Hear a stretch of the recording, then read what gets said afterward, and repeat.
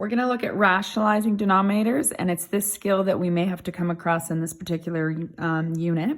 To simplify an expression that has a radical in the denominator, you need to rationalize the denominator. So to rationalize means to clear the radical from the denominator. We're only going to look at monomial denominators, which means one term. So if you take a quick look at these examples, there's just one number or one term in the fraction. So that's what we mean by monomial, one term. So to do this, we're going to multiply the numerator and denominator by the radical term that's in the denominator. So to decide what I'm going to multiply this by, I look at the denominator. I see the radical root 2.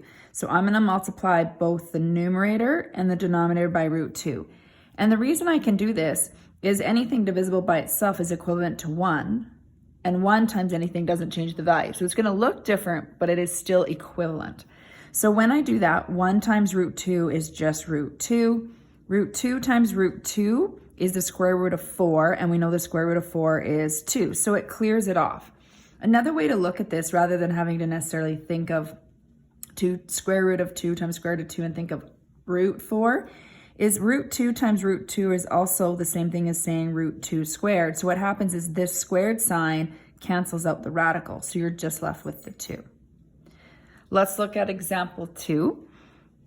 2 root 5, that means we're going to multiply this by root 5 over root 5. So I base it on the denominator. From there, I multiply just to simplify. So 2 times root 5 remains 2 root 5.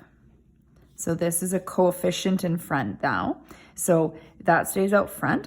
Root 5 times root 5 is square root of 25 or 5.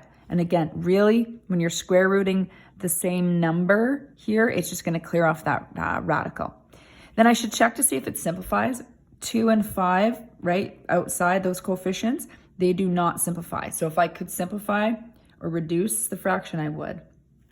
Let's take a look at the last one here. I would multiply this by root 3 over root 3. So both of these are under the radical sign. We call those the radicands. So we would have 6 times 3. So underneath the radical now we have the square root of 18.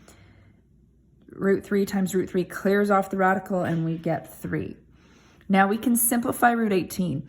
It's careful to remember you can't simplify the 18 and the 3. They don't simplify because this is under the radical sign. All right, so that's not, if it was 18 was out front, then you could. But what I can do is think of two numbers that multiply to 18 where one is a perfect square, 9 and 2. So I'm going to write this as the square root of 9 times the square root of 2. So 9 times 2 under the radical. The 3 is still there. Square root of 9 is 3. So we get 3 root 2 over 3. And then I can reduce, the 3's cancel out. So you're just left with root 2. So this could happen sometimes when you're rationalizing as well, that you have to simplify. Most of the time in trigonometry, this is a common radical that comes up. So that's why I chose that. So you'll probably see 1 over root 2 a few times, perhaps in the answers. And you might think, well, I have root 2 over 2 as an answer. Both are correct. The simplified way, which we want to simplify our answers, would be to rationalize it and write it as root 2 over 2. And again, we'll look into radicals a lot more in another chapter, which this will really help us with that chapter as well.